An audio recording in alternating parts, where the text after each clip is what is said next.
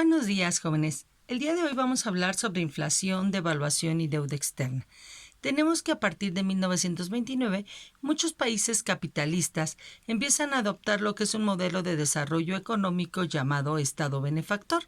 Esto era pues para comprender lo que implicaba los derechos laborales, principalmente en los países socialistas, y resolver la crisis económica que se estaba dando en ese año.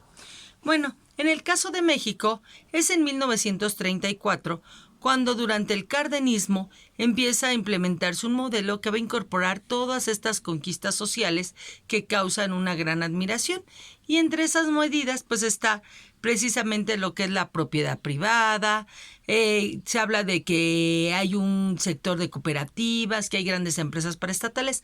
Las empresas paraestatales son empresas las cuales le pertenecen al gobierno y ellos se encargan de mantenerlas.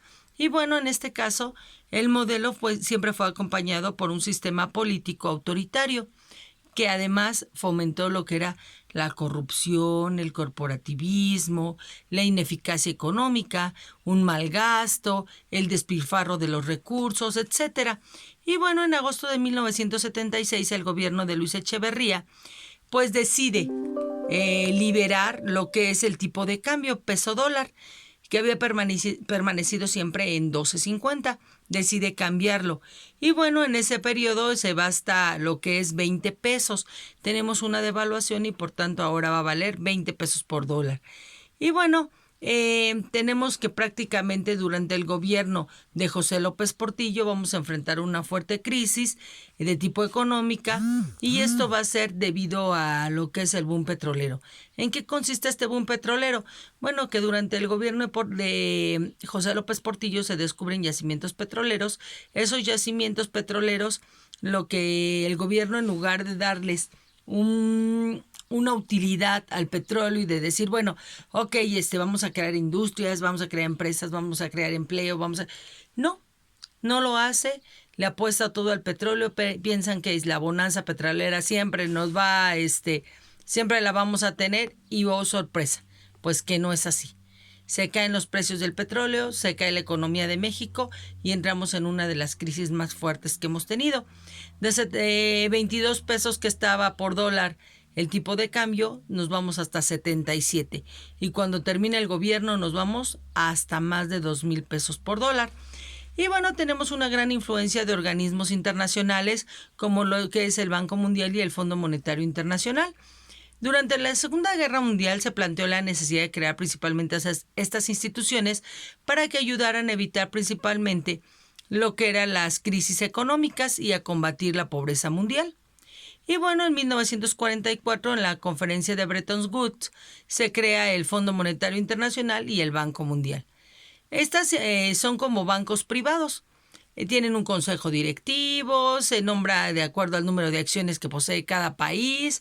Y bueno, los que tienen más acciones, pues obviamente es el grupo de los 8. ¿Quiénes integran el grupo de los 8? Pues Estados Unidos, Gran Bretaña, Alemania, Francia, Japón, Italia, Canadá y Rusia. Y bueno, ya hacia lo que es la década de los 80, hacia la década de los 80 prácticamente estos organismos pues tienen mucho poder. Y esto ha permitido que muchos países que necesitan dinero, bueno, recurran a ellos para solicitar los préstamos. Aquí en este caso, México, pues obviamente también llegó un momento en que necesitamos dinero y hemos recurrido a estos organismos internacionales con el fin de que nos proporcionen recursos. Prácticamente para los recursos pues son para importar productos, para construcción de infraestructura, para la impartición de justicia, etcétera. Muchos organismos internacionales han presionado al gobierno mexicano para reducir el número de empleos del gobierno, para disminuir los subsidios de pequeños productores, para la construcción de grandes corredores industriales, etcétera. Y esto, bueno, durante el sexenio de José López Portillo se intensificó más.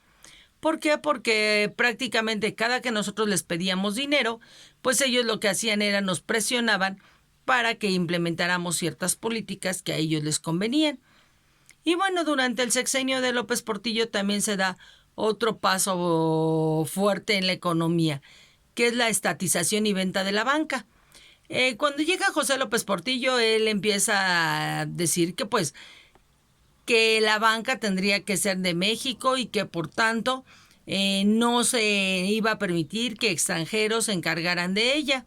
Y bueno, un grupo de empresarios y un sector del gobierno consideraba que era mejor que el Estado se retirara de ciertas actividades para que el mercado pues generara más ganancias y la iniciativa privada. Y bueno, es aquí cuando empiezan estas políticas de liberalización de la banca y llega en 1982 el presidente López Portillo que decreta su nacionalización. Como estaba teniendo muchos problemas, dice, bueno, ya hasta aquí, vamos a nacionalizar la banca. Sin embargo, cuando Miguel de la Madrid asume la presidencia, pues decide venderla. Todo lo que en su momento hizo López Portillo, entonces llega Miguel de la Madrid y lo deshace. Ordena que la banca llegue a manos privadas y entre el 7 de junio del 1991 y el 3 de julio del 92, Carlos Salinas de Gortari subasta 18 bancos. Y de los 60 que se habían nacionalizado,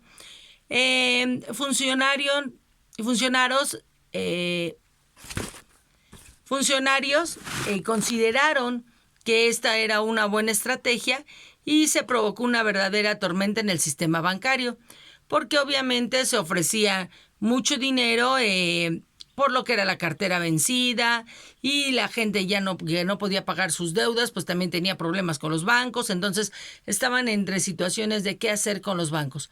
Y bueno, hubieron 3 ventas estratégicas, que fue Banamex con Citigroup, lo que fue Bancomer con Bilbao Vizcaya y lo que fue Serfín con Santander.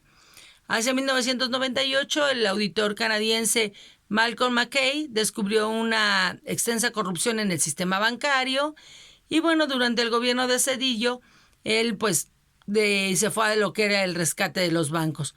¿Y qué es lo que hizo? Y creó el Instituto de Protección al Ahorro Bancario, el IPAB, el cual iba a ayudar que aquellos bancos que habían estado en bancarrota, pues los iba a apoyar para poderlos sacar adelante. Y bueno, vamos a ver que prácticamente sí lo logra. Hay una gran inversión de recursos y bueno, los bancos se encuentran ahora en manos extranjeras.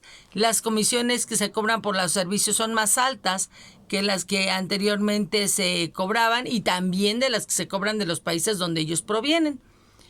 Y bueno, hasta aquí hemos hablado de cómo se da la deuda externa. La deuda externa se da a raíz de que nosotros nos metemos a pedirle dinero al Banco Mundial y al Fondo Monetario Internacional. ¿Por qué razón entramos a lo que es la llamada venta de la banca? ¿Por qué se da lo del petróleo? ¿Y por qué nos presionaban los organismos internacionales hasta llegar a una etapa de inflación? ¿Qué es la inflación? Pues es la diferencia que hay entre los costos de los precios con respecto al aumento del salario. Muchas veces los precios suben, pero el salario no. Ok, chicos, hasta ahí le vamos a dejar. Si hay dudas, estamos en foro. Bye.